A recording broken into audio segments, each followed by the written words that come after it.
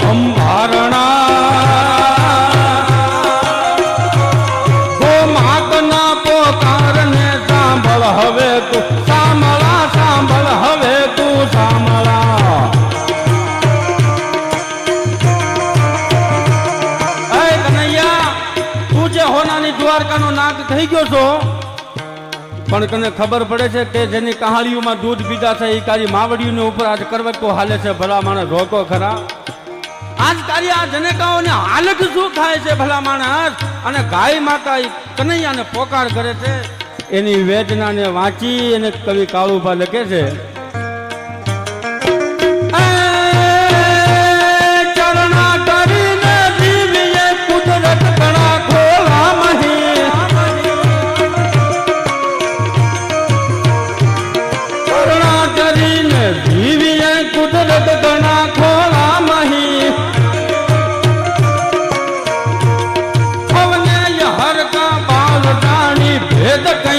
क्या नहीं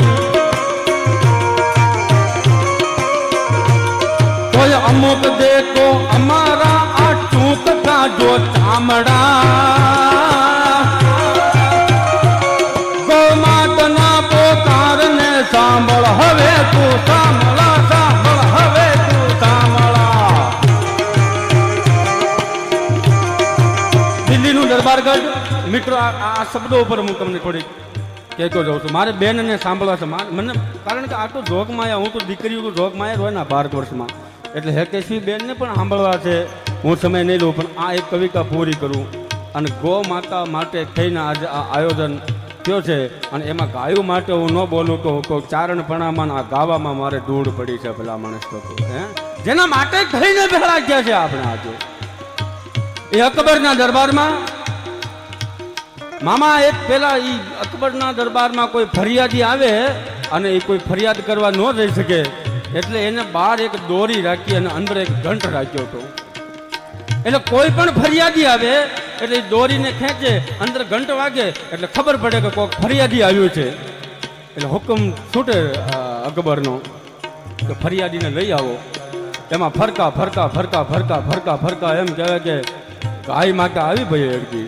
પણ દોરીની અંદર આમ શીંગડું ભરાયું કેશુભા અને મંડી માતાને ઢોણાવા આમ કરવા મંડી ત્યાં અંદર ધડાધડ ધડાધડ ધડાધડ ધડાધડ ઘંટો વાગવા મંડ્યો ત્યાં અકબરે કીધું કે કોણ છે ये इतना सारा बजा रहा है बेल जल्दी जाओ और इसको लेके आओ कौन है फरियादी એટલે એનો માણસ જઈ અને બહાર ગયો અને જોયું કે આમ કરીને જોયું કે એક ગાવડી ઊભી છે ફટ કરીને અંદર આવ્યો અંદર આવી અને કીધું છે કે નહીં જાફના वो तो एक हिंदू की माँ है કડીમાં કીધું છે ને ભેદ કંઈ રાખ્યા નહીં હવને એ હર કા બાળ જાણી અને ભેદ મેં રાખ્યા નથી અરે હિન્દુનો દીકરો હોય કોઈ ભલે અને મુસલમાનનો હોય કોઈ ભલે કે શીખનો ગમે એનો હોય એ બધા મારા દીકરા છે પણ આ ગાંડાઓ કેમ સમજતા નથી હે એટલે એ આવી અને બાદશાહને ફરિયાદ કરી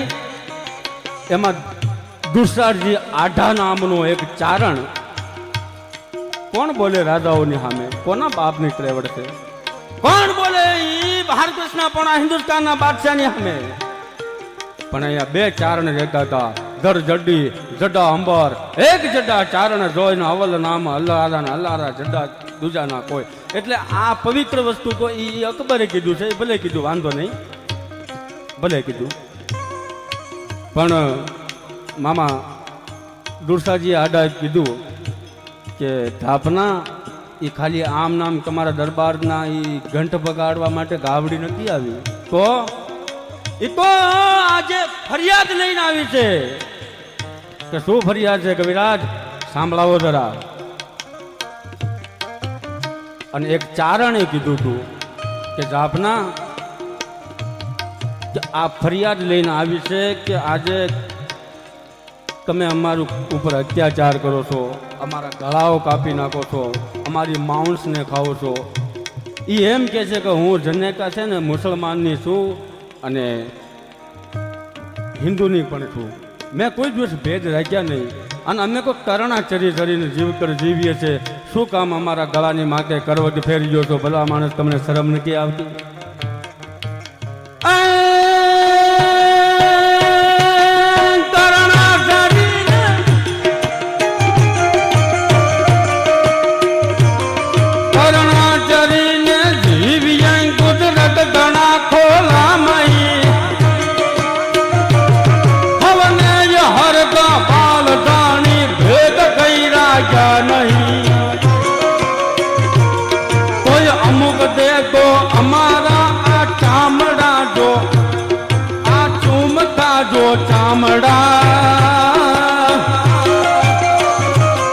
ગોમાતના પોકારને સાંભળ હવે તું, સાંભળા સાંભળ હવે તું સાંભળા.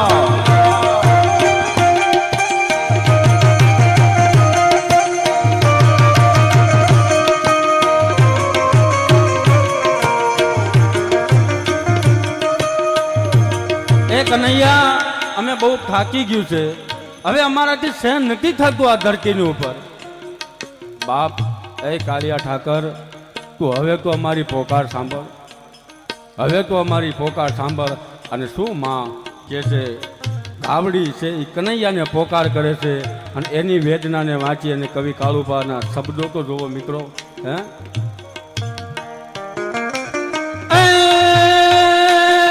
હવે સુણજે હે હરી,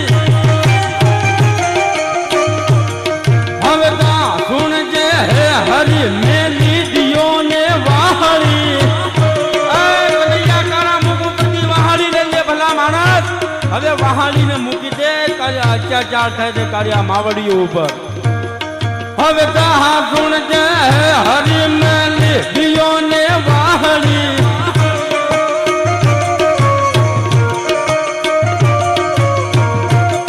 નાનો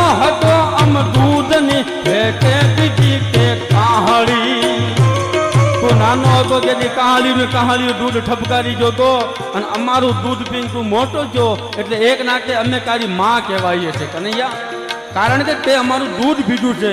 કૃષ્ણ કનૈયા, તું ભલે આખા જગતનો બ્રહ્માંડ ભાંડો, એ આખા બ્રહ્માંડનો તું દેવ છો, પણ અમારું તે દૂધ પીધું છે, ગોરસ ખાધું છે, એટલે એક નાતે એ નાતે અમે તમારી માં કહેવાઈએ છે. શું કહે છે કવિ કાળુબા? હવે સુણજે હે હરી, મેલી દિયોને વાહળી. નાનો હતો અમ દૂધની હે કે બીજી કાહળી. ઈ કરજને આ ગરજતી, ઈ કરજને આ ગરજતી, તું કવજે જગ જાદવા. ગોમાતના પોકારને સાંભળ હવે તું, સાંભળા સાંભળ હવે તું સાંભળા. જય હો.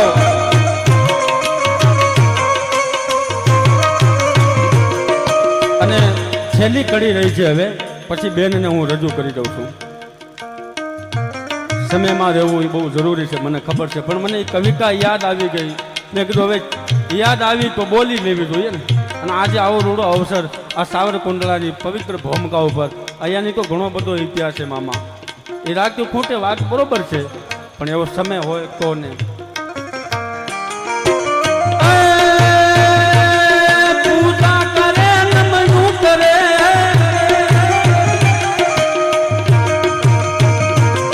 પૂજા કરે નમનું કરે, માં કહીને પાયે પડે. ગાય માતાની પૂજા કરવી, નમણું કરવી, એને માં કહી કહીને પાહે પડ્યું, પાછા પરોણે મારવાના. અહે શરમ કરો ભલા માણસો, આ માને પરોણા મારવાના બંધ કરો હવે. અને આ ઘટના છે ને મામા, હું ન બોલતો હું, આ કવિ કાળુભાઈ કવિતા લખી છે, પણ આ ઘટના છે મધ્યપ્રદેશની. મધ્યપ્રદેશમાં એ જન્માષ્ટમીનો દિવસ, અને તેથી એનો એક વિડીયો વાયરલ થયો હતો.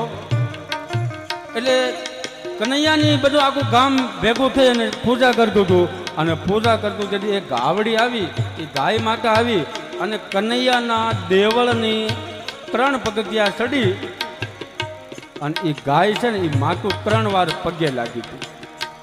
કેટલી વાર? 3 વાર પગે લાગી ગાય માતા. અને લોકોએ કનૈયાએ પરચો દીધો, કૃષ્ણએ પરચો દીધો ને એને વાઘને પરચામાં ખપાવી દીધી. આ વિડીયો કવિ ભાઈ જો ભાઈ, અને કવિને વાત કરી કે આવી રીતના છે એ કનૈયાનો પરચામાં માણસો ખપાવી દેશે. કવિરાજ તમારું શું કહેવું છે? કારણ કે કવિ છે ને એ દુનિયાથી નોકો છે. ગીતામાં કૃષ્ણે કીધું છે રાજાઓમાં હું છું, દરેક જીવમાં હું છું, પણ કવિમાં હું શુક્રાચાર્ય છું. હા, વિષ્ણુનો વિરોધી, દૈત્યનો ગુરુ ઈ હું છું કવિમાં. જગત કી નોકો સૂરજ છે એ જગત એ કવિની દુનિયામાં ટાઢો અને ચંદ્રમાં ઊનો હોય છે. સાહેબ કવિની જગતની દુનિયા છે એ અલગ છે. પૂજા કરે નમનું કરે માં કહીને પાયે પડે, અવાર ઝૂઠા માનવી આડા ને આડો પડે.